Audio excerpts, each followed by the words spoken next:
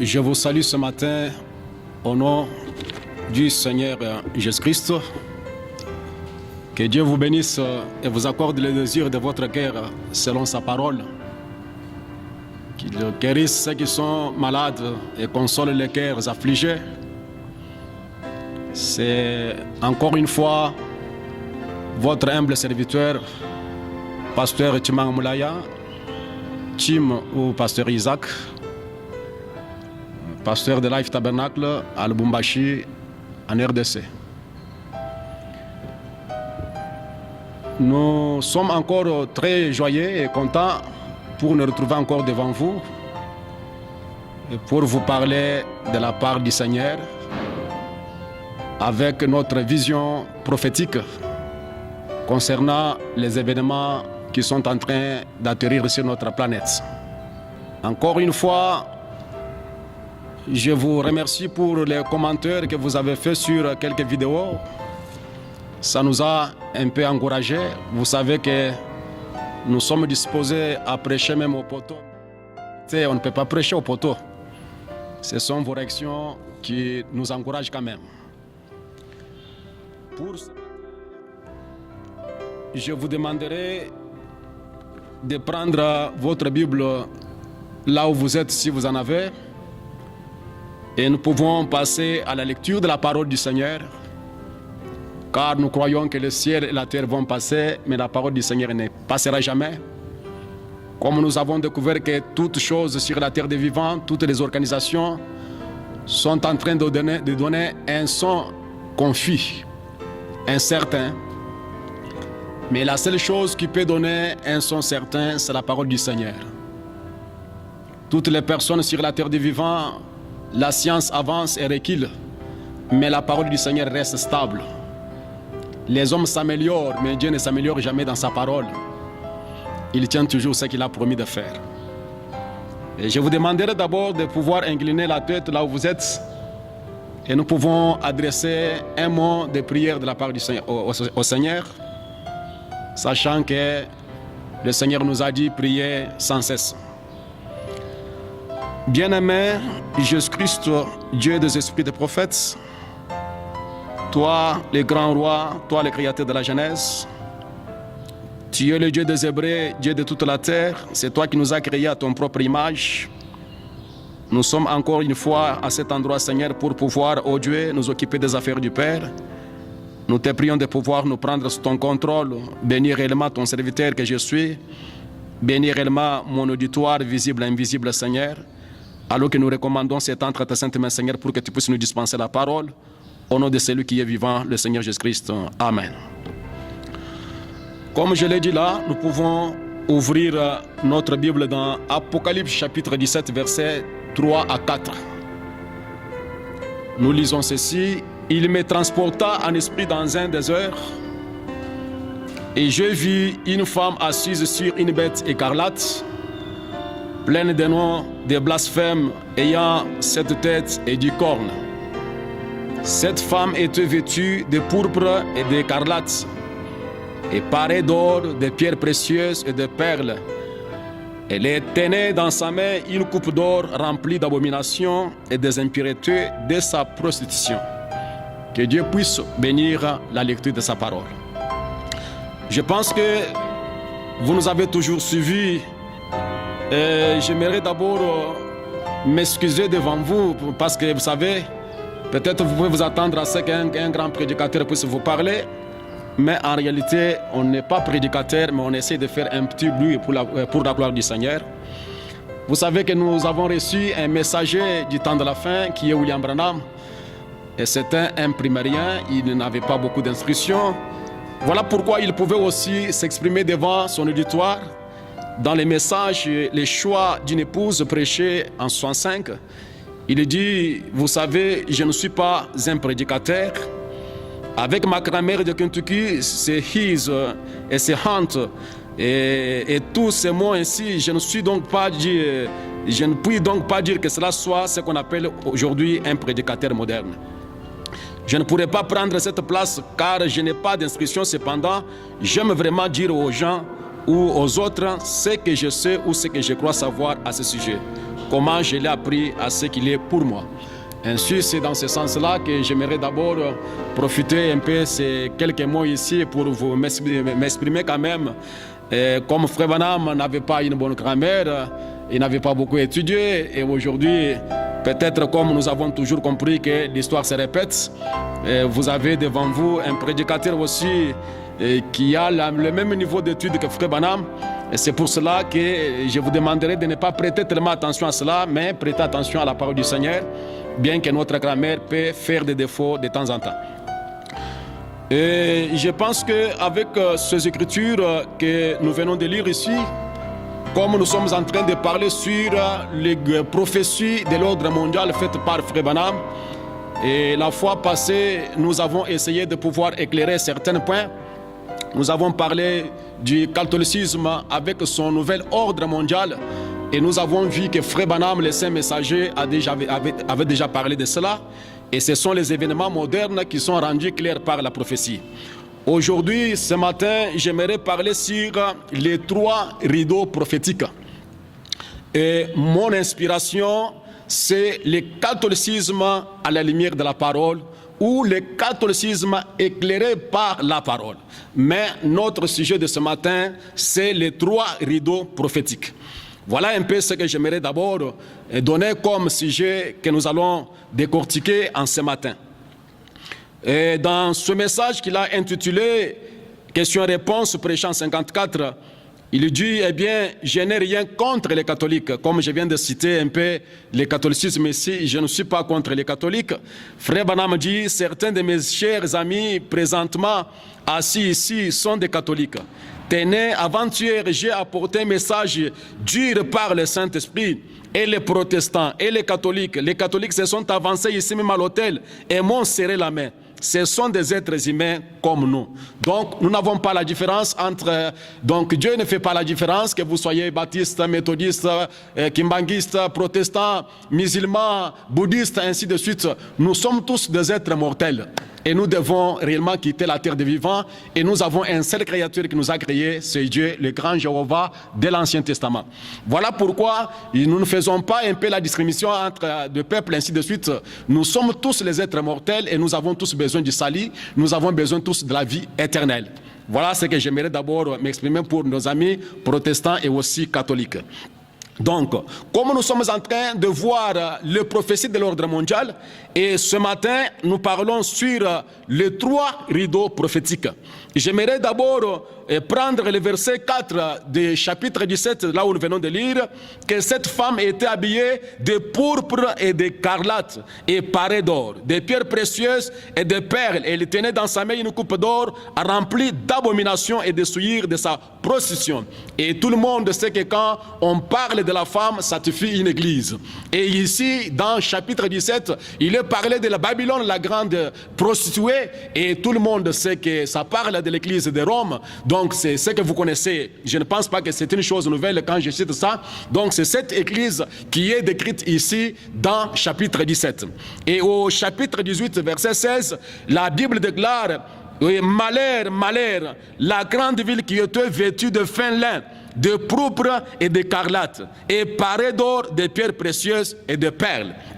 Voilà un peu ce que nous avons un peu essayé de lire dans la Bible. Dans ce message, comme je vous ai parlé, que ce que nous sommes en train de parler ici, nous croyons la Bible que nous venons de lire et nous sommes éclairés par les messages du temps de la fin prêchés par le précieux frère William Branham. C'est ainsi que dans ce message, l'âge de l'église de Percarme, qu'il a prêché en 1960, au paragraphe 170, nous descendons là. Là, il répète la Bible, il dit, il me transporta en esprit dans un lieu désert. Et je vis une femme assise sur une bête écarlate. Or, que nous montre le mont écarlate, il montre la royauté. Ça signifie, je veux dire que ça signifie quelque chose de royal, de vraiment royal. C'est ce que signifie l'écarlate. Donc ça signifie quelque chose de royal ou une grande richesse. Cette église, c'est une grande église riche qui a beaucoup de richesses, comme elle est parée d'or, de pierres précieuses, comme nous venons de lire ensemble. Et au paragraphe 179, il dit, bon, les 7 sont les 7 montagnes sur lesquelles, les 7 têtes sont les 7 montagnes sur lesquelles la ville est bâtie. Et cette femme est la ville, nous le savons. Et vous comprenez que cette femme dont il est parlé ici, il est assis sur cette colline. Et dans le monde entier, il n'y a qu'une seule ville qui est bâtie sur cette colline. Vous savez que c'est la cité de Vatican. Là, c'est sans contredire, vous le savez. Et le messager est en train de parler, la bête était écarlate, mais la femme était vêtue de pourpre. Oh, ne vous ai-je pas prévenu l'autre jour qu'il y a 3 rideaux? Je ne sais pas combien de temps je serai encore en vie, mais souvenez-vous de ceci, comme je vous l'ai dit il y a plusieurs années. Observez la Russie. Il y a 3 rideaux, souvenez-vous de cela. Il y a les rideaux de fer, il y a les rideaux de bambou, la Chine rouge et le reste, et il y a les rideaux pourpres. Observez ces rideaux, celui du séducteur. Donc, frère Branham, le messager prophète, dans la vision, dans l'Ainsi dit le Seigneur, il est en train de nous parler de ces 3, réellement, les 3 rideaux. Il y a les rideaux de fer qui représentent la Russie. Il y a les rideaux de bambou qui représentent la Chine et les autres. Il y a aussi les rideaux de pourpre qui représentent le catholicisme ou l'Église de Rome. Mais ce rideau de pourpre ici, c'est un rideau qu'on doit veiller et surveiller, car c'est là que l'Antichrist est en train de travailler. Donc, c'est là que je désire attirer votre attention.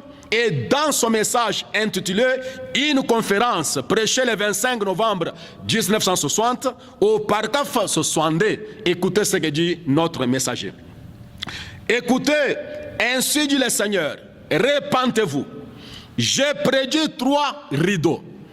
Au nom du Seigneur, il y en a qu'on appelle les rideaux de fer. Ça sera la Russie. Observez la Chine rouge. Ça sera le rideau de bambou. Ils sont horribles. Mais observez le rideau de pourpre qui s'élève aux États-Unis et à travers le monde. L'Empire romain le plus cruel que tous. Rappelez-vous, au nom du Seigneur, éloignez-vous-en. Éloignez-vous de tout ce qui est attaché à cela. Fuyez au rocher, l'avenir du Seigneur est proche. Donc ici, je désire d'abord insister sur ces 3 rideaux, comme le saint prophète est en train de les prédire, est en train de prophétiser là-dessus, en disant, il y a ces 3 rideaux. La Chine, la Russie, ainsi de suite, et l'Empire romain qui est en train de s'élever ici aux États-Unis d'Amérique et au travers le monde. Et cet empire romain, le prophète messager déclare, il est plus cruel que les autres.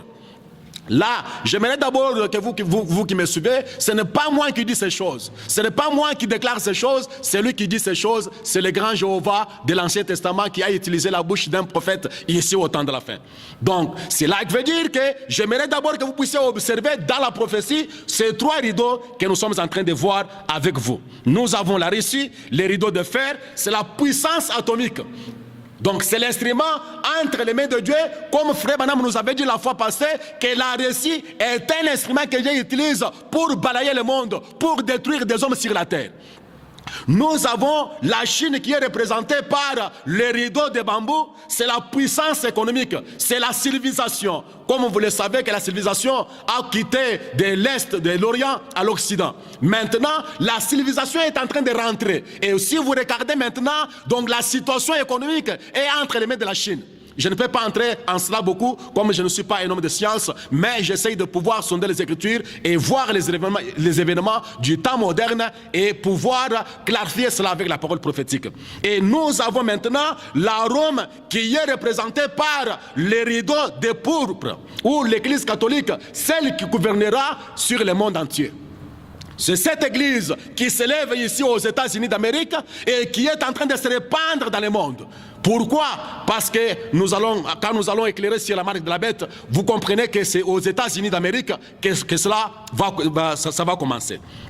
Maintenant, donc dans ce message, c'est revêtir de toutes les armes de Dieu, prêcher le 1er juillet 1962. Écoutez ce que dit notre prophète.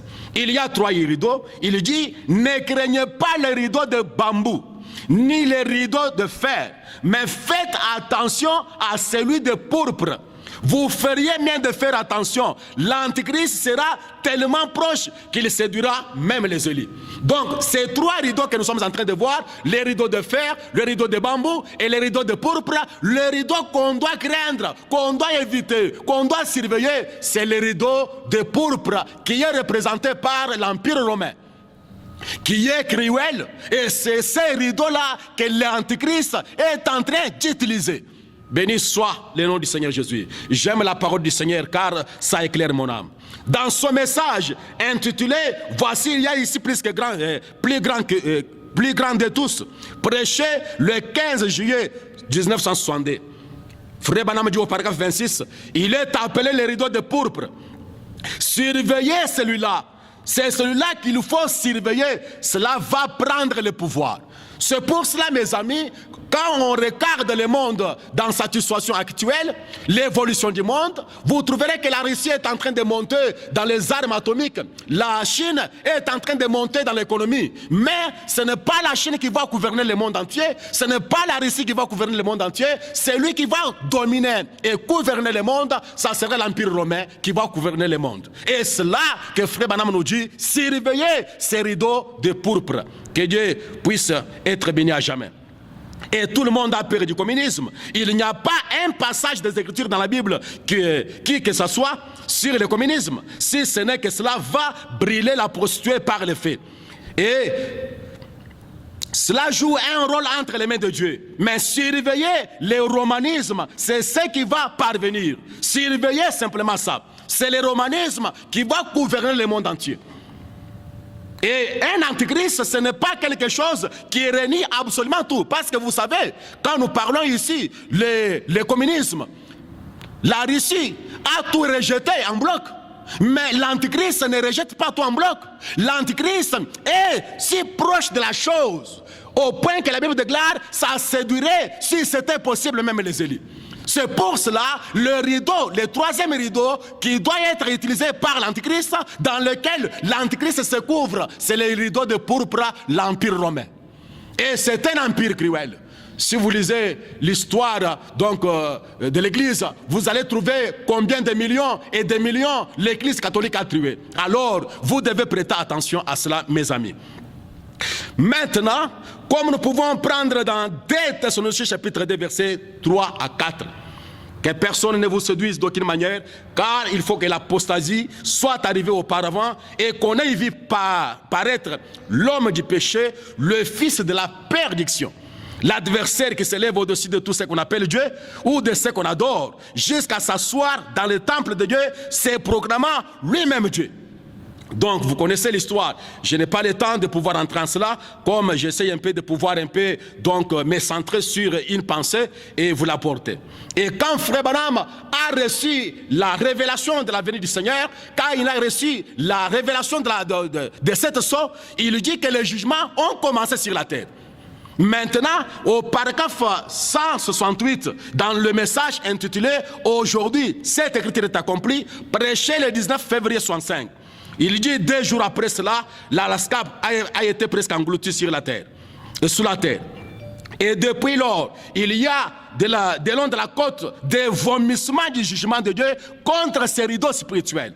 Il y a un rideau de fer, il y a un rideau de bambou et il y a un rideau de péché.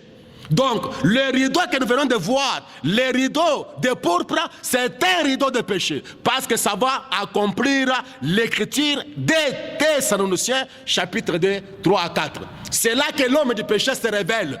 Celui qui s'appelle ou bien qui se place au-dessus de ce qu'on appelle Dieu ou ce qu'on adore. L'homme qui se tient au milieu du temple de l'Éternel et qui sera adoré comme Dieu. Voilà un peu ce que j'aimerais d'abord vous faire voir. Que le 3e rideau, c'est le rideau cruel. Le 3e rideau, c'est le rideau de l'Antichrist. Le 3e rideau, c'est le rideau du péché.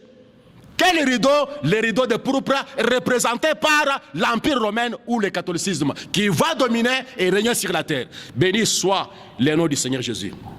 Maintenant, comme le prophète vient de le dire ici, éloignez-vous de tout ce qui fait partie de cela. Surveillez les rideaux de pourpre. Ne craignez pas la Russie, ne craignez pas la Chine, mais la chose à craindre, c'est le catholicisme, c'est les rideaux de pourpre. Béni soit le nom du Seigneur Jésus. Maintenant, j'aimerais d'abord dans quelques temps prendre un peu quelques caractéristiques du catholicisme, parce que c'est ça le rideau de pourpre sur lequel nous allons baser notre pensée en ce moment. Vous savez, si aujourd'hui vous demandez à un témoin de Jéhovah, vous êtes catholique, il vous dit je ne suis pas catholique. Vous demandez à un protestant, un baptiste, méthodiste ou n'importe qui, il vous dit non, je ne suis pas catholique. Et on pense qu'on n'est pas catholique, mais le mot catholique veut dire ce qui est universel. Mais être catholique ne signifie pas seulement le fait d'entrer dans une cathédrale. Ce n'est pas entrer dans une cathédrale, donc on a écrit Saint-François ou Notre-Dame, ainsi de suite. Ce n'est pas ça qui fait de vous un catholique. Le catholicisme, c'est un système, c'est un esprit qui est en train de se répandre dans le monde. Et c'est là que j'attire votre esprit pour que vous puissiez voir, car nous sommes avertis par la parole prophétique, surveillez les rideaux de pourpre. Et mes amis, laissez-moi vous dire, il n'est pas question d'entrer dans une cathédrale pour être catholique. Pas plus que le fait d'entrer dans un tabernacle ne fait pas de vous l'épouse du Seigneur. Ça, c'est un mensonge. Mais il est question d'en recevoir l'esprit. Parce que tout, c'est un esprit. L'épouse, c'est un esprit. Le christianisme, c'est un esprit. Le judaïsme, c'est un esprit. Le communisme, c'est un esprit. Le catholicisme, c'est un esprit. C'est pourquoi nous pouvons nous retrouver avec des gens qui fréquentent des ensembles, qui fréquentent des tabernacles, qui fréquentent des églises, mais qui sont catholiques, mais sans le savoir. Car, n'oubliez pas, Apocalypse chapitre 3, verset 17, tu es ni aveugle, misérable, et tu ne le sais pas. Il y a beaucoup de gens qui sont catholiques aujourd'hui, mais ils ne savent pas qu'ils sont catholiques. C'est pour cela, j'aimerais d'abord que nous puissions aller à la lecture de la parole, aller premièrement à la lumière de la parole, trouver qu'est-ce que c'est le catholicisme. Parce que Frère Balam vient de nous dire maintenant, observez les rideaux de pourpre, observez la Chine et éloignez-vous de tout ce qui est attaché à cela. C'est cela mon message de ce matin. Nous devons nous éloigner de tout ce qui est attaché au catholicisme. Nous devons nous éloigner de tout ce qui est attaché à la prostituée de l'Apocalypse chapitre 17. Nous devons nous éloigner de ces rideaux de pourpre. Béni soit le nom du Seigneur. Veillez sur le romanisme. Veillez sur le catholicisme. Veillez sur cette femme, cette prostituée plutôt, d'Apocalypse chapitre 17. Car c'est là que l'Antichrist se révèle. Car c'est là qu'il y aura le massacre de l'épouse. Car c'est de là que viendra la marque de la bête. Béni soit le nom du Seigneur. Je peux prendre beaucoup de caractéristiques représentant cette église universelle appelée l'église catholique ou le catholicisme. Mais pour ce matin, dans cette petite vidéo, j'aimerais d'abord prendre les 3 caractères du catholicisme. La première chose, ou le premier point de cela, l'église catholique, c'est la première organisation chrétienne. Deuxièmement, c'est l'église qui a raison et non pas la parole. Dans l'église catholique, ce n'est pas la parole qui a raison, mais c'est l'église qui a raison. Troisièmement, le catholicisme, c'est la forme la plus élevée du spiritisme. Et j'aimerais d'abord prendre ces 3 éléments et laissons maintenant le prophète Branham nous en parler pendant que nous sommes en train de décortiquer les Écritures. Rentrons dans la Bible. 2 Corinthiens chapitre 2, verset 17. Car nous ne falsifions pas la parole de Dieu comme font plusieurs. Nous ne pouvons pas altérer la parole du Seigneur. Nous ne pouvons pas modifier la parole. Mais l'organisation arrive à modifier la parole. L'organisation arrive à falsifier la parole du Seigneur. Et c'est la première des choses. Et Frère Branham nous dit, dans les sceaux de Dieu, prêchant 54, que l'église catholique, au paragraphe 77, est la première église à être organisée. La première organisation qui ait jamais été formée dans le monde chrétien, fut l'église catholique. Maintenant, comme ça a été la première organisation, et Dieu n'a jamais été dans une organisation. Et quand une église s'organise, elle tombe en bas, elles ne peuvent jamais se relever.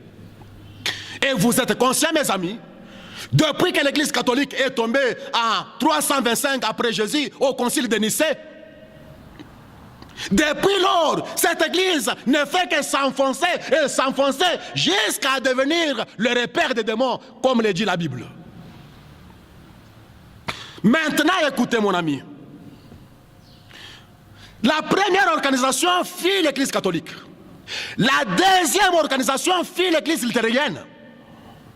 Mais j'aimerais d'abord lire les messagers prophètes.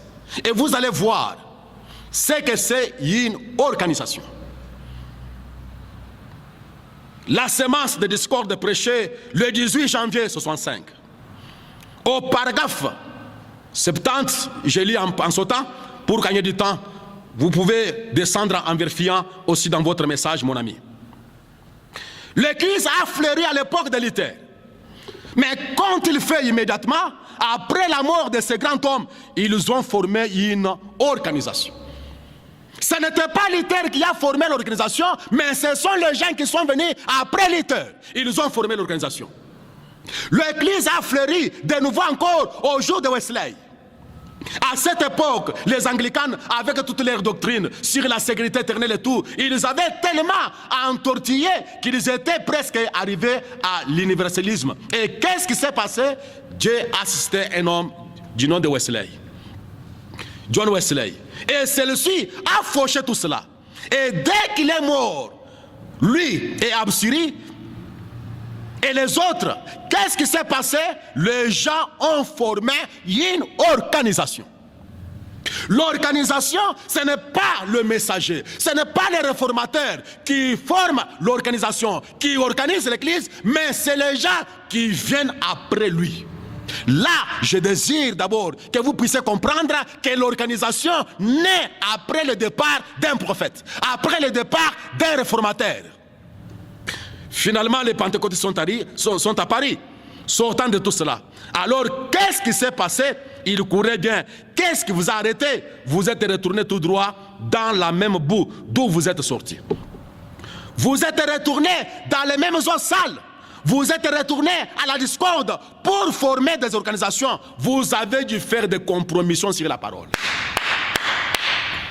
Donc, pour former une organisation, on doit faire des compromissions. On doit se compromettre sur la parole du Seigneur. Abandonner ceci et rejeter ceci. Donc, rejeter une quantité de la parole au profit d'une organisation. Et c'est là que j'attire votre attention. À partir de cette église catholique, toute organisation qui est venue après elle est venue après le départ du messager. N'oubliez pas, mes amis, Dieu nous a envoyé le dernier messager du nom de William Marion Branham, et Dieu l'a retiré de la terre. Et le grand danger qui est là, c'est de pouvoir former une organisation après son départ. C'est la chose que nous devons tant veiller pour ne pas tomber dans une organisation. Parce que l'organisation, c'est cela, la première chose que nous voyons dans l'église catholique. Avançons, mes amis. Prenez ce message intitulé pourquoi prêcher le 25 janvier 61. Frère Branham de gloire, j'aimerais vous dire à vous les églises, je n'aimerais pas que vous mettiez penser que j'étais une personne qui cherche à être en désaccord avec toutes les églises. Et qui dit, elles sont toutes dans les rêves, et moi seul je suis dans les vrais. Si cela, c'est l'impression que j'ai pardonne-moi, ce n'est pas ce que je voulais dire. Mais je vais dire qu'il n'existe pas d'organisation dans le monde. Je ne crois pas une religion chrétienne dans laquelle il n'y a pas de bonnes personnes, dans laquelle il n'y a pas le peuple de Dieu. C'est-à-dire que dans toutes les organisations, kimbanguistes, témoins de Jéhovah, méthodistes, grecs, donc catholiques, dans toutes ces organisations-là, il y a des enfants de Dieu, il y a des hommes droits. Nous ne pouvons pas refuser cela. Je suis en désaccord avec les organisations, parce que l'organisation, maintenant, suivez attentivement. Si l'organisation disait nous croyons ceci avec une virgule, ce sera très bien. Mais si elle disait nous croyons ceci, point, c'est absolument faux. Si vous terminez votre doctrine par une virgule disant nous croyons ceci, plus c'est que Dieu veut y ajouter. Mais lorsque vous dites nous croyons ceci, point, et c'est tout, alors vous avez carrément exclu Dieu de cela. Vous avez chassé Dieu. Et c'est ce que font les organisations. Et ils terminent cela par un point. Ici, nous croyons ceci, point. Et quand Dieu veut ajouter quelque chose, vous ne pouvez pas avancer. Et c'est cela l'organisation. C'est cela le rideau de pourpre. C'est cela le catholicisme. C'est un esprit qui va gouverner le monde. Béni soit le nom du Seigneur. Avançons dans son message intitulé « La reine de Séba », prêché le 8 février 58. Écoutez ce que dit mon prophète. Au paragraphe 28. Pendant tous les âges, dans toute l'histoire, Dieu a toujours suscité un homme en dehors de la dénomination. Et toujours il bénit cet homme et lui donne un ministère. Martin Luther, John Wesley et les autres, je laisse-moi insérer William Branham et les autres là-bas. Il les a simplement assistés tout au long de l'âge. Quelqu'un en dehors de l'Église devient insensible, établit sa doctrine et termine cela par un point final. Nous croyons ceci et rien d'autre. Vos tables de la doctrine seraient en ordre si vous les déterminez, vous les terminez par une virgule. Nous croyons ceci plus que tout ce que nous entendrons de Dieu. Ce sera en ordre à ce moment-là, ce serait alors vous seriez interdénominationnel. Oh, les gens deviennent, c'est ce qui fait que le message ne peut pas atteindre le coin, il devrait atteindre parce que le temps est le même à être clanique, alors Dieu ne peut pas plus œuvrer en elle. J'aimerais d'abord réveiller votre conscience, mon ami.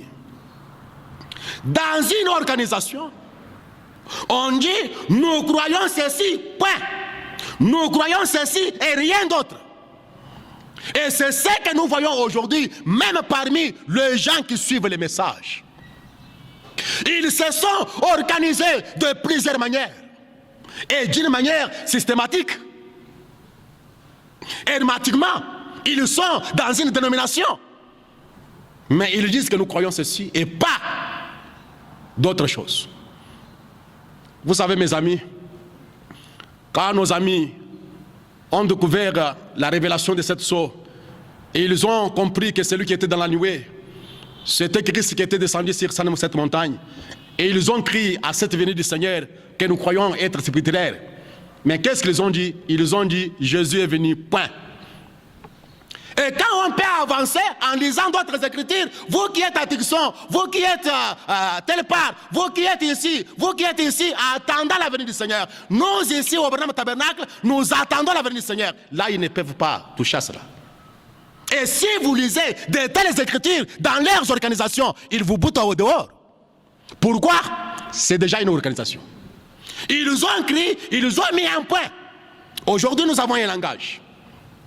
Les amis ont découvert qu'il faut qu'on écoute les bandes du prophète, que ce soit dans les assemblées ou dans des maisons, ce qui est scripturaire et ce qui est valable.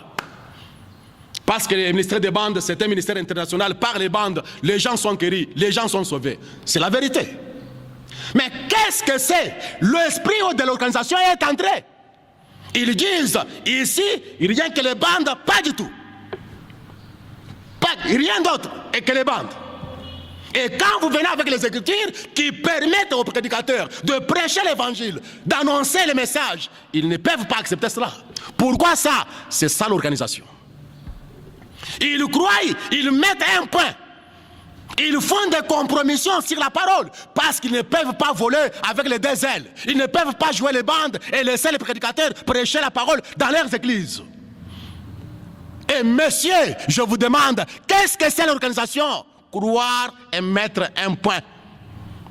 J'ai toujours pensé, mes amis, que si William Branham était le pasteur de Branham Tabernacle, il laisserait les gens écouter les bandes au Branham Tabernacle et il laisserait les prédicateurs prêcher derrière sa chair. Mais que Dieu puisse nous venir au secours. Aujourd'hui, nous avons tant de catholiques cachés dans des églises, dans des tabernacles. Pourquoi? Moi, je ne suis pas catholique. Vous pensez qu'être catholique, ça allait dans Notre-Dame? Non. Être catholique, ce n'est pas aller dans une cathédrale ou une cathédrale de Saint-François, non. Le catholicisme a commencé par l'organisation. Et l'organisation, c'est croire et mettre un point. Jésus est venu, point. Et toutes les écritures qui peuvent encore ajouter, vous ne pouvez pas. Il y a des amis qui croient que Jésus n'est pas encore venu. Même si vous le dites, c'est notre Seigneur Jésus là-haut dans la nuée, ils ne peuvent pas croire. Il dit que nous ne croyons pas ça. Il y a beaucoup de choses que je ne vais pas encore entrer.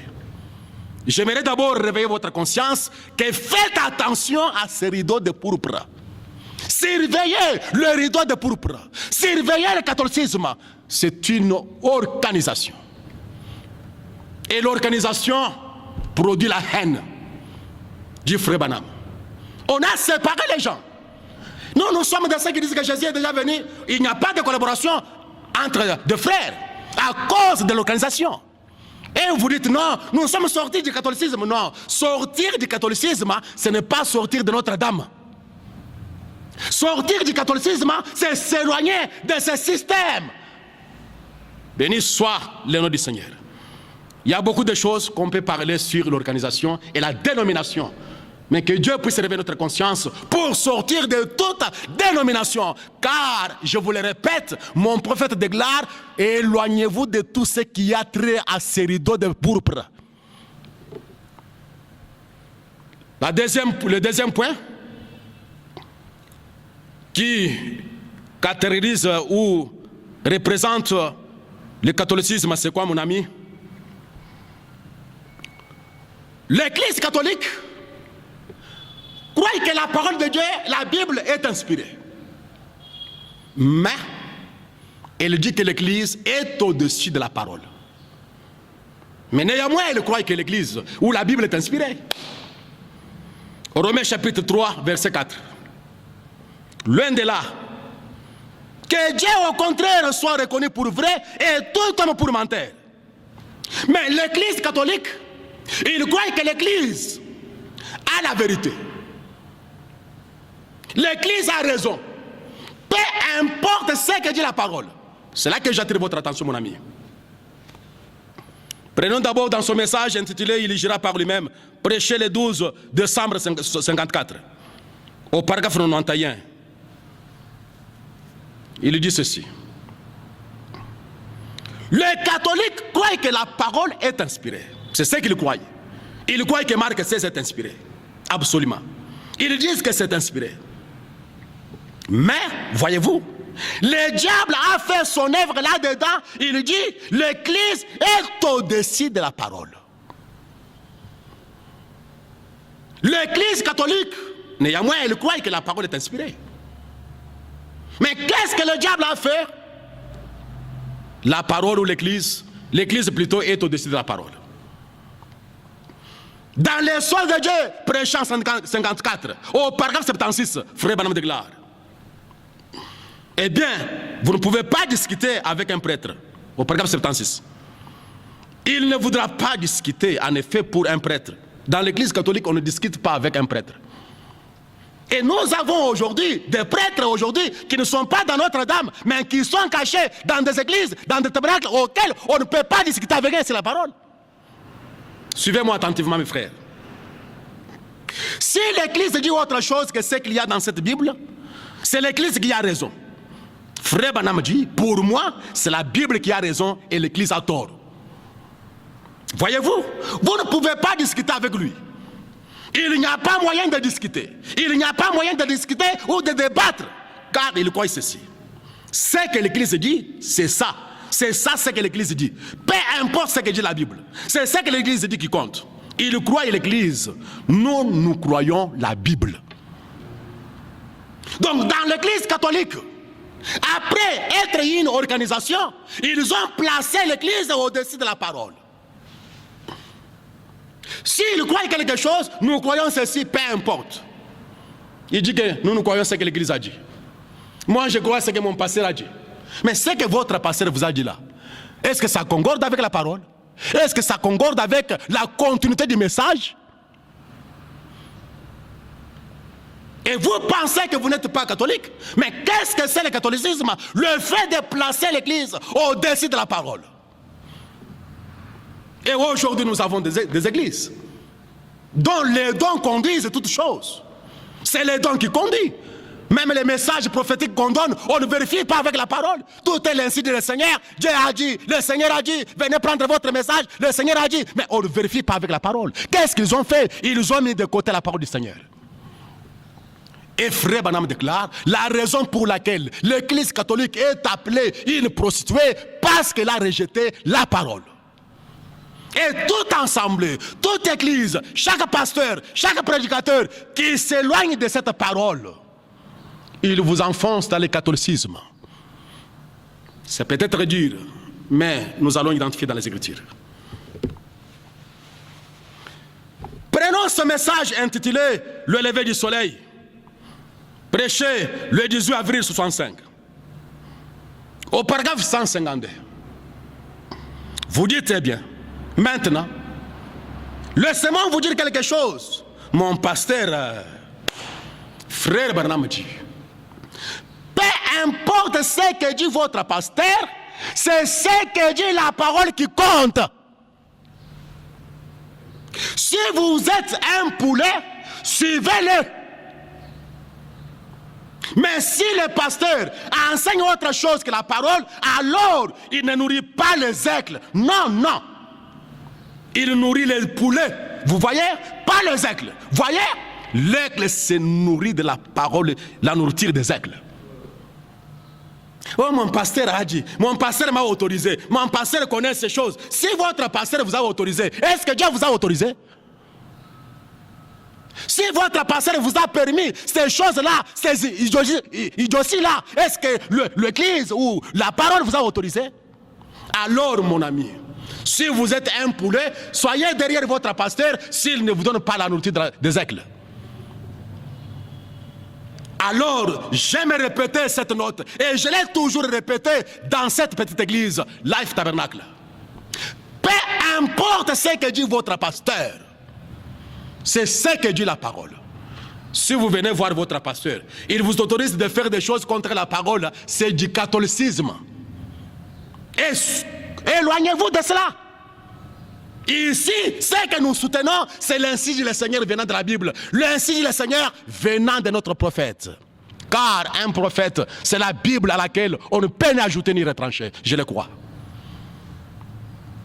Et un vrai serviteur de Dieu, un vrai pasteur, un vrai ministre de l'Évangile doit rester avec la parole, doit rester avec l'insigne du Seigneur. Mais l'organisation place la parole ou l'Église au-dessus de la parole. L'organisation place toutes choses gouvernées et non pas la parole. Et mon ami, c'est cela le catholicisme que vous devez surveiller. Peut-être vous n'entrez pas dans Notre-Dame, vous n'entrez pas donc dans une cathédrale Saint-François et Saint-Albert, mais vous êtes dans une autre cathédrale, mais avec un autre nom. Mais l'esprit qui est derrière cela, c'est l'esprit catholique. Prenons les 3 points, le 3e point. Et nous avons des gens aujourd'hui, nous sommes dans les messages, mais ils ne savent même pas ce que c'est le message. Vous êtes chez les catholiques ou bien vous êtes dans les messages? Les choses qui se passent dans votre église, est-ce que vous les vérifiez avec la parole? Le 3e point sur le catholicisme, c'est la forme le plus élevée du spiritisme. Nous allons décortiquer cela.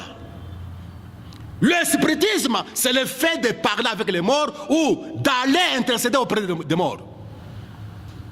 Alors que la Bible déclare dans 1 Timothée chapitre 2 verset 5. Il n'y a qu'un seul Dieu et aussi un seul médiateur entre Dieu et les hommes, Jésus-Christ homme. J'aime ça. Mais l'Église catholique a tant de médiateurs. L'Église catholique et ses croyants, ils demandent, ils intercèdent auprès des morts. Sainte Cécile, Saint Marie, Saint Joseph, Saint Bartimée, Saint Cécile, et ils ont beaucoup de gens, des saints là qui intercèdent pour eux. Et c'est un esprit. Et vous allez dire que je ne pense pas que nous pouvons tomber dans l'espiritisme. Mais écoutez, nous allons vérifier si vous êtes dans l'espiritisme ou pas. Suivons avec les messages tant de la fin. C'est pourquoi j'ai dit, je vais éclairer le catholicisme à la lumière de la parole. L'Église et sa condition. Au paragraphe 48, Frère Branham déclare, l'Église catholique, laquelle est une forme élevée du spiritisme. Et dans la semence du serpent, au paragraphe 235, il dit, j'ai dit, j'aurais préféré que vous ne me posiez pas cette question. Il parle avec un messieur catholique. Puisque vous me l'avez posé, alors je vais vous dire la vérité. Il a dit, mais je veux que vous me disiez la vérité. J'ai dit, la plus haute forme du spiritisme que je connaisse, il a dit, comment est-ce que vous en arrivez là? J'ai dit, tout ce qui intercède auprès des morts, c'est un spirit. J'ai dit, si ces saints-là répondent, c'est qu'il est en enfer. En effet, ceux qui ont traversé le sentier, ma Bible dit qu'ils ne peuvent pas revenir.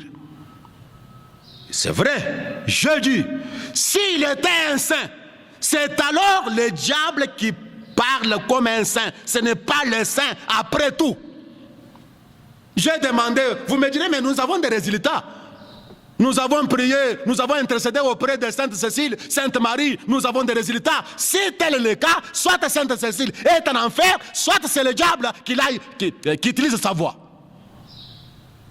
Béni soit le Seigneur Jésus. C'est cela le catholicisme. Nous n'avons pas un autre médiateur entre Dieu et les hommes, sauf Jésus-Christ homme. Pourquoi Jésus-Christ homme? Il est le sacrifice suprême que Dieu a créé. Il est l'offrande à créer de Dieu. C'est lui qui a été le pont entre Dieu et les hommes. Laissez-moi vous dire quelque chose, vous, mes amis, qui sont dans le tabernacle. Moïse était un intercesseur sur la terre, mais Moïse n'était pas un intercesseur, donc quand il est parti dans la gloire.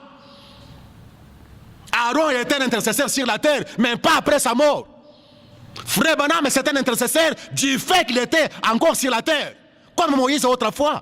Mais après leur départ, ils ne sont pas des intercesseurs. Faire cela, c'est du spiritisme. Oh, j'ai demandé, j'ai invoqué Branham comme les amis qui adorent Branham. J'ai invoqué Branham et j'ai vu. Non, c'est le diable, ce n'est pas Branham qui a fait ça. C'est le diable qui vous a trompé. Béni soit le nom du Seigneur Jésus. Alors ces catholiques disent, frère Branham, mais vous aussi, vous parlez aux morts. Frère Branham lui dit, à qui? Il dit que Jésus est mort. Frère Branham dit, il est ressuscité d'entre les morts. Il n'est pas mort. Il vit pour intercéder. Le seul médiateur entre Dieu et les hommes. J'aime un prophète qui s'en tient la parole. J'aime un prophète qui connaît la parole. Le seul médiateur, c'est Jésus-Christ homme. Votre pasteur, c'est un intercesseur. Aussi longtemps qu'il est derrière la chair, il est encore en vie. Mais après sa mort, il ne sera jamais un intercesseur pour vous. Il y a beaucoup de choses qu'on peut éclairer, mais je n'ai pas le temps à cause de la pensée que je vais aborder.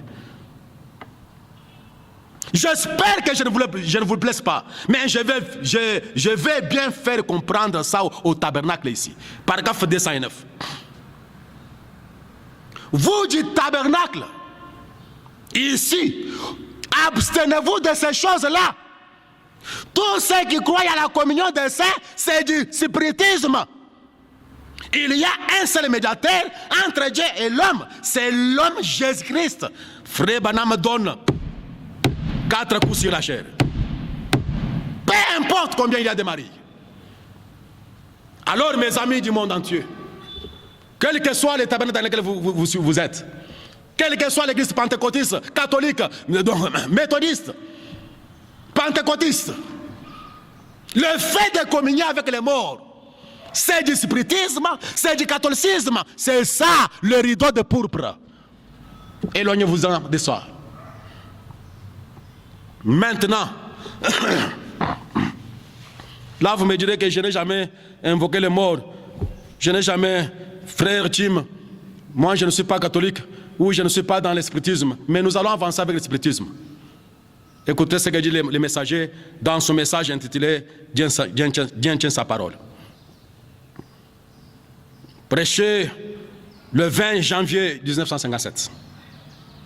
Et là j'en parle pour, vous allez vérifier cela, 81, 85, j'ai lu en ce temps. Frère Branham déclare que lorsque vous entrez dans une église, les gens reçoivent les esprits les uns les autres.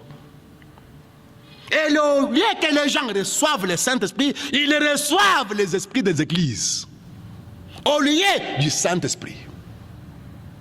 Et quand vous recevez l'esprit de l'église, quand vous recevez l'esprit de votre pasteur, quand vous recevez l'esprit d'un ancêtre, votre grand-père, grand-père, grand-arrière-père, du fait d'avoir son esprit, c'est du spiritisme.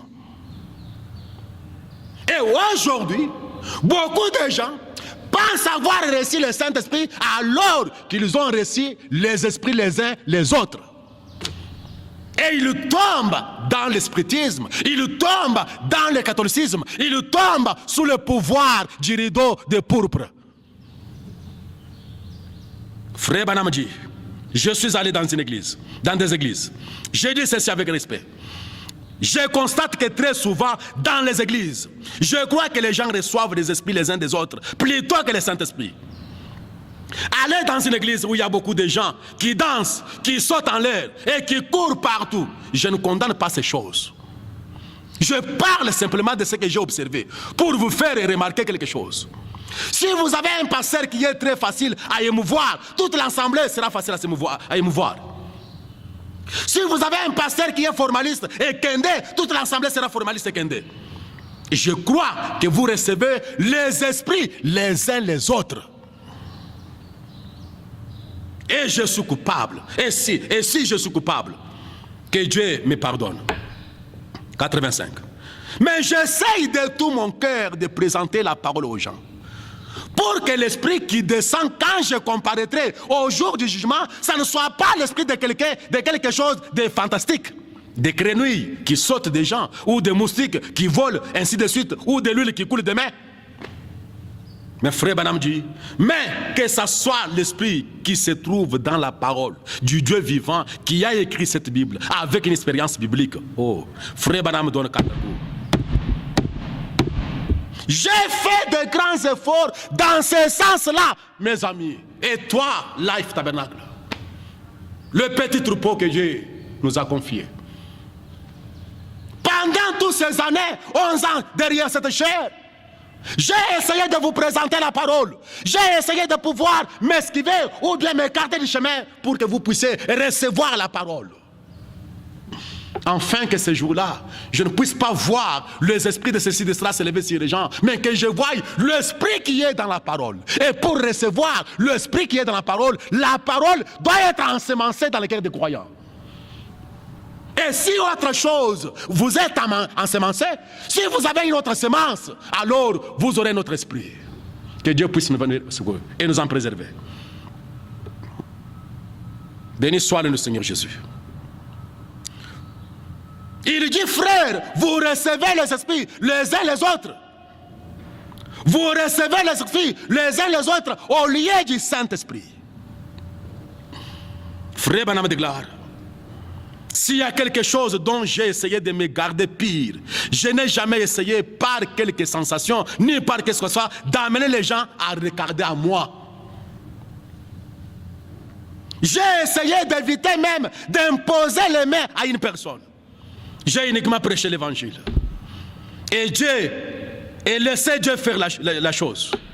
S'il y a une chose pour laquelle je ne voudrais pas en rendre compte lorsque je m'en tiendrai à la barre du jugement, ce serait pour une bande d'enfants illégitimes. Je vais leur prêcher la parole. la parole de Dieu. Et soit ils ont l'esprit de la parole, soit ils ne l'ont pas du tout. C'est pourquoi nous essayons de vous présenter la pire parole, afin que vous puissiez recevoir soit l'esprit de la parole, soit rien du tout. J'aime ça. Au lieu d'avoir l'esprit de votre pasteur, au lieu d'avoir l'esprit de l'église, si les gens courent, si les gens jubilent dans toute l'église, les gens vont toujours jubiler, les gens vont toujours jubiler. Et si l'église est animée par l'esprit de danse, tout le monde va danser. Et si le pasteur est en train de pouvoir donc être mesquin, et toute l'église deviendra cela. Mes amis, nous devons surveiller aux esprits que nous recevons dans les églises. Car c'est cela le spiritisme. C'est cela les rideaux de pourpre, le catholicisme. Frère Branham déclare, c'est l'esprit de Dieu qui vient par la semence de Dieu. C'est la parole de Dieu qui est plantée dans votre cœur, qui amène Jésus-Christ. Alléluia. J'aime ça, mes amis. Laissez la parole être plantée. Laissez la pire parole, la parole celle, être plantée dans votre cœur. Et quand la parole est plantée dans votre cœur, alors le Saint-Esprit qui viendra dans votre vie, ça sera la parole plantée dans votre âme. J'aime ça. Ce n'est pas une quelconque émotion, ni une quelconque fanatisme. Quel temps que celui dans lequel nous vivons, dit Frère Branham. Mon prophète s'exclame, quel temps!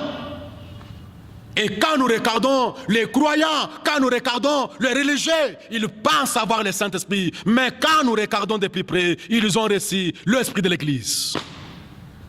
Et quand il arrive quelque part, mon pasteur a dit, notre église a dit, mon pasteur a dit, notre église a dit. Ça, c'est l'esprit de l'église. Les croyants disent, Christ a dit. La parole déclare, la parole déclare.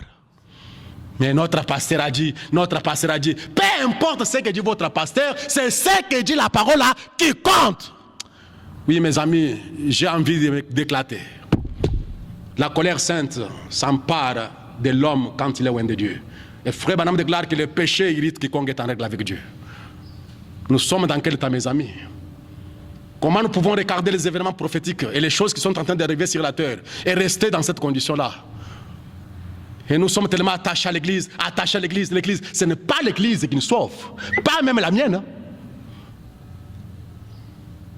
Maintenant, je vais terminer en disant ceci.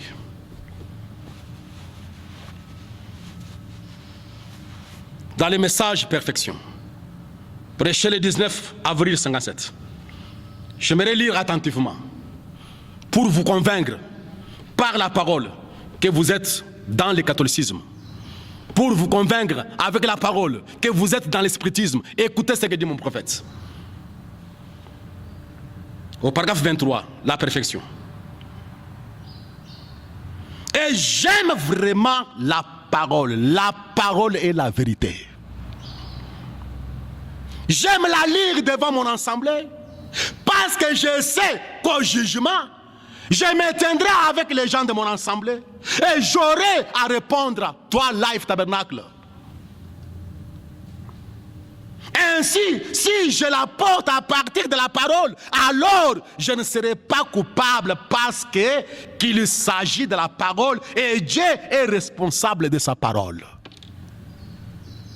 J'aime la parole, car la parole est la vérité. J'aime la lire devant mon assemblée. Pourquoi? Un jour, je me tiendrai devant Dieu au bar du jugement. Et Dieu s'en tiendra cette parole au Dieu. Aujourd'hui, nous voyons tant d'évangélistes et consorts s'établir autour de personnalité. Personnalité. Oh, c'est honteux. Et nous trouvons en allant dans des églises, quand on entre dans des églises, dans une église, on y trouve un certain pasteur qui a sa petite façon particulière d'agir, une petite émotion. Si vous ne faites pas attention, l'assemblée tout entière aura cet esprit-là. S'il est un peu émotionnel, ou s'il secoue la tête, ou s'il fait une petite chose étrange, eh bien, toute l'église adoptera cela.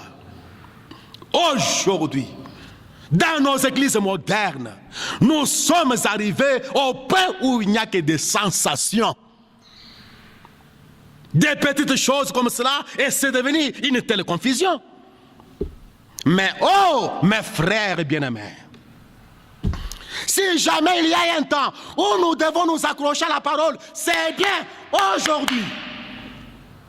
Laissez-moi exclamer, laissez-moi supporter ma folie en ce moment, car j'aime la parole. Mon ami, mon frère catholique, mon frère protestant, mon frère kimbanguiste, mon frère de ceci, de cela, mon frère qui que ce soit, revenez à la parole. Que s'il y a un temps où nous devons nous accrocher à la parole, voilà l'ère dans laquelle nous vivons.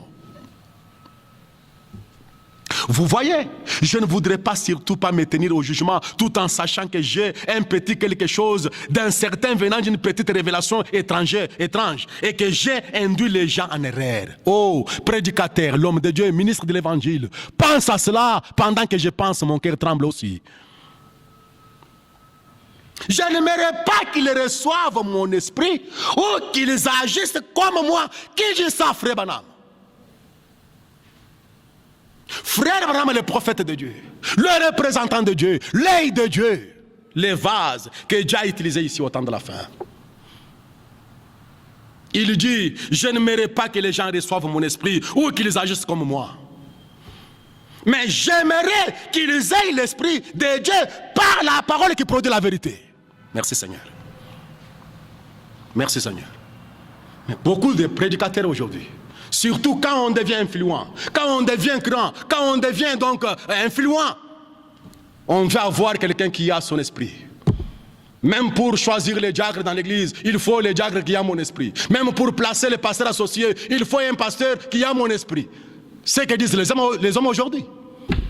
Où est-ce que nous en sommes, mes frères? Alors que frère Branham déclare, je ne veux pas que les gens reçoivent mon esprit ou qu'ils agissent comme moi. Mais moi, j'aimerais que tout le monde prêche comme moi. J'aimerais que tout le monde croie comme moi. J'aimerais que tout le monde agisse comme moi. C'est quoi ça? C'est du spiritisme. Nous allons découvrir ça. Et vous, prédicateurs de l'évangile, malheur à vous, si vous recevez les esprits de l'église et vous commencez à prêcher, vous ne prêcherez pas la totalité de la parole. Vous allez prêcher ce que votre église croit et ce que l'église voit. Vous ne pouvez pas prêcher autre chose que votre organisation voie. Que Dieu vous vienne au secours. Paragraphe 46. L'esprit animal ne pouvait pas revenir sur l'être humain. Au temps de la Bible, vous la savez, quand un adorateur s'approchait avec son agneau, il donnait son agneau auprès de Jéhovah avec les mains imposées. Il pouvait rentrer avec les mêmes temps de désir parce que l'esprit animal ne pouvait pas revenir sur le croyant. Parce que c'est un esprit animal. Mais écoutez ce que dit Frère Branham. Parce que l'esprit humain appartenait à une vie d'un ordre supérieur par rapport à l'esprit animal. Mais l'esprit d'aucun autre homme ne pouvait revenir. Et frère Branham dit, si vous avez l'esprit d'un ancêtre, c'est du spiritisme. Est-ce que vous pouvez dire amen? Si vous avez l'esprit donc d'un ancêtre, c'est du spiritisme. Mais Dieu lui-même est venu afin que son propre esprit, qui est un esprit de l'ordre le plus élevé qui soit, puisse revenir sur l'adorateur sous forme du baptême du Saint-Esprit au travers du sang de Jésus-Christ et l'introduire ou introduire celui-ci dans le corps et il est sécurisé. J'aime ça. C'est là que je termine, mon ami.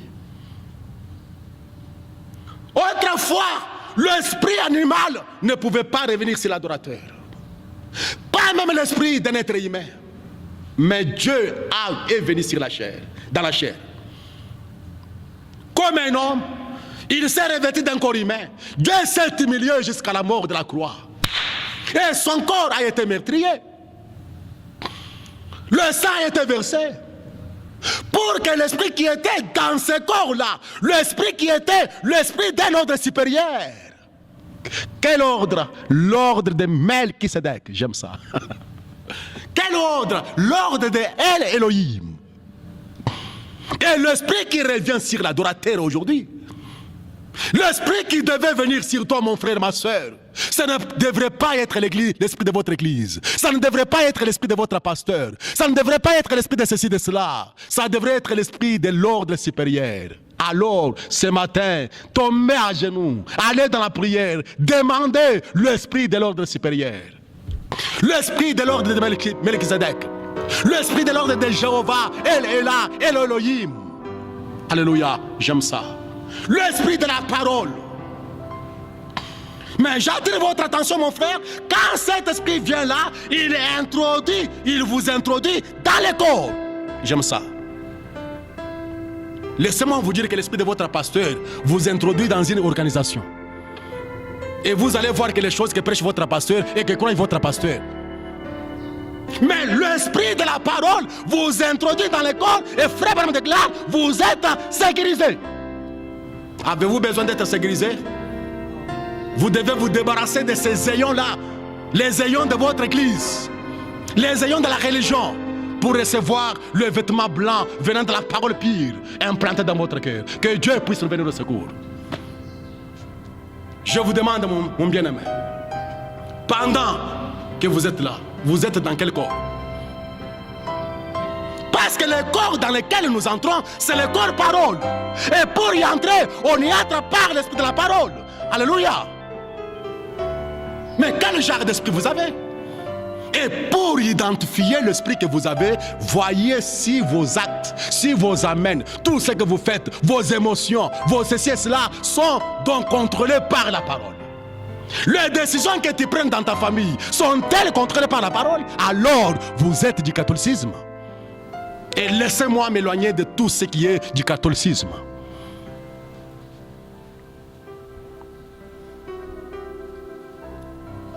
Je vous demanderai d'incliner la tête ou de rester silence. Peut-être vous êtes quelque part où vous ne saurez pas être à mesure d'incliner la tête. Si vous ne pouvez pas incliner votre tête, je vous demanderai d'incliner votre âme et votre cœur devant Dieu ce matin. En ce moment, mon ami et mon frère, partout où vous êtes en train de me suivre en ce moment, sur les chemins, dans les bureaux, votre endroit de travail, dans la maison avec la famille, partout que vous soyez, dans les véhicules, partout, inclinez votre âme et votre cœur devant Dieu. Vérifiez un peu les rideaux de pourpre, le catholicisme qui va gouverner le monde, l'organisation qui croit et qui met point à sa croyance, à sa doctrine. Le catholicisme, il place la parole de Dieu, donc l'église au-dessus de la parole. Tout ce qui vient, c'est notre église a dit, notre pasteur a dit, ça suffit, et tu ne vérifies pas avec la parole. Le catholicisme vous introduit dans l'espiritisme, et vous avez l'esprit, vous avez les esprits des uns les autres. Vous avez l'esprit de votre pasteur, de votre diacre, l'esprit de votre église, l'esprit de ceci et de cela. Mais où est l'esprit de Dieu dans votre cœur? Cet esprit qui s'accroche à la parole, cet esprit qui a besoin d'être nourri de la parole, cet esprit sera satisfait par la parole, cet esprit aimera, chérira toujours la parole. Est-ce que vous avez cela? Si vous êtes satisfait des credos et des dogmes de votre église, si vous êtes satisfait des doctrines faites par des mains d'hommes, et revenez à l'esprit de la parole. Écoutez la prière de mon prophète pendant que je termine.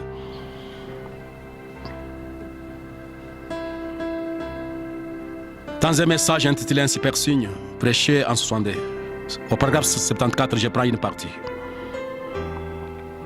Il y a 30 ans, 31 ans, j'ai consacré ma vie, je suis mort, le vieux William Branham.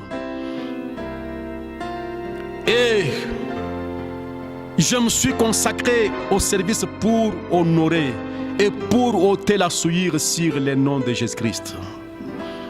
Et pour ramener la parole de Dieu dans l'église. Oh Dieu. Cela fait 31 ans que je suis au service. Oh Dieu, aide-moi à vivre jusqu'au jour où je pourrai voir les cœurs des chrétiens battre à l'unisson. Amen. Et où la souillure des hommes et des femmes, et où tous les credos et toutes des églises auront disparu. et où une vraie église du Dieu vivant, sans tache, s'éteindra dans la beauté de Christ pour les recevoir quand il viendra. Inclinons la tête. Laissez-moi répéter ces paroles devant vous. Pendant 31 ans, j'ai consacré ma vie. Je me suis consacré au service de Dieu pour honorer ou ôter la souillure sur le nom de Jésus-Christ. Combien dans ta vie, ma sœur, combien dans ta vie, mon frère, tu es en train de jeter la saleté et la souillure sur le nom de Jésus? Et frère Branham a consacré 31 ans pour pouvoir ôter la souillure sur le nom de Jésus et pour ramener la parole dans l'église. Pas seulement cela, il est en train de prier que Dieu puisse l'aider, où il verra les jours, où il verra les chrétiens, leur cœur battre en unisson, où la souillure des hommes et des femmes auront disparu. Mon frère, ma soeur, dans le parage où vous êtes, dans le quartier où vous êtes, au travail là où vous êtes, combien de souillures, combien de choses sont sales. Et jusque là, ça persiste. Un de ces 4 matins, ça va vous amener dans l'enfer. Mon cœur tremble. Dans quelle souillure vous êtes ce matin? Quand vous regardez ces affaires louches-là, quand vous regardez cet homme-là, quand vous regardez cette femme-là, quand vous regardez cet adultère que vous avez commis, quand vous regardez ces mensonges-là, quand vous regardez ces bêtises-là, vous ne voyez pas la suite dans votre vie. Et le message du temps de la fin est venu pour ôter de nous ôter la souillure et le credo. Afin que la parole soit établie dans notre cœur. Pourquoi tu jettes la honte sur les messages? Frère Branham nous a dit, gardez les messages purs, ne laissez pas la saleté venir sur lui. Mais quel genre de vie vous menez en ce moment, mon frère? Et répands-toi, ainsi dit le Seigneur.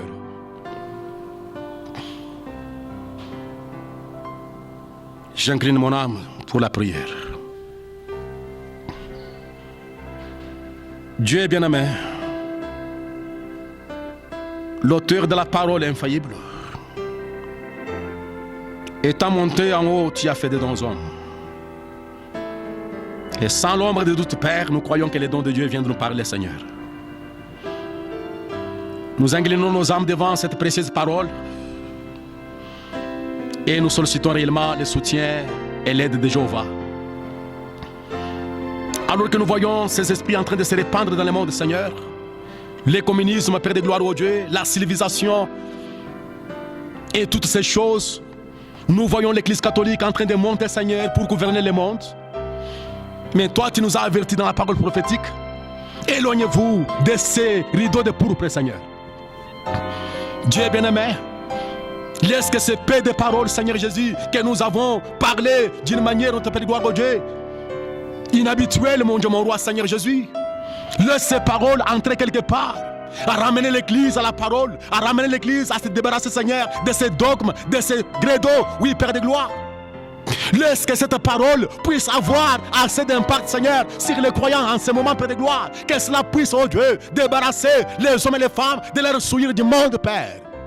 Enfin qu'ils viennent à la parole, Seigneur, là où la parole sera manifestée, Seigneur, là où la parole sera incarnée et faite chair dans les cœurs des croyants, Père. Je m'abandonne, Père. Je me confie auprès de toi, mon Dieu, mon Sauveur. Ta parole ne peut pas sortir, rentrer. Et pour ne pas accomplir les desseins pour lesquels, Seigneur, tu l'as envoyé, Père, laisse que ces petits messages entrecoupés, Père, puissent entrer quelque part et être plantés dans les cœurs des croyants, Seigneur, et que cela produise une église qui va partir dans l'enlèvement, Père. Nous nous soumettons à toi, Père. Aide-nous, oh Dieu, à observer, à nous éloigner, Seigneur, de tout ce qui fait partie du catholicisme, Seigneur, dans toutes ses formes, ô roi.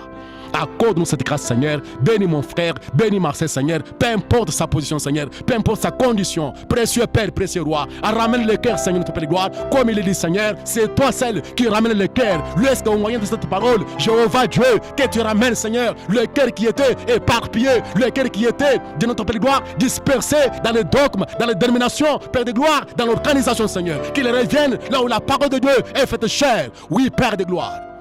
Je m'abandonne moi-même entre ta sainte main, Seigneur. Bénis cette petite intervention au nom du Seigneur Jésus-Christ. Amen. Que le Dieu Tout-Puissant vous bénisse richement. Je pense que vous allez supporter cette manière la plus pauvre que j'ai de pouvoir vous transmettre ces choses. C'est juste une responsabilité et un fardeau sur notre cœur. Et n'oubliez pas de prier pour nous et aussi de vous abonner sur notre chaîne. Là, à chaque moment qu'il y aura des messages ou des vidéos, vous allez recevoir facilement et directement. Que le Seigneur Dieu vous bénisse prochainement, Dieu voulant.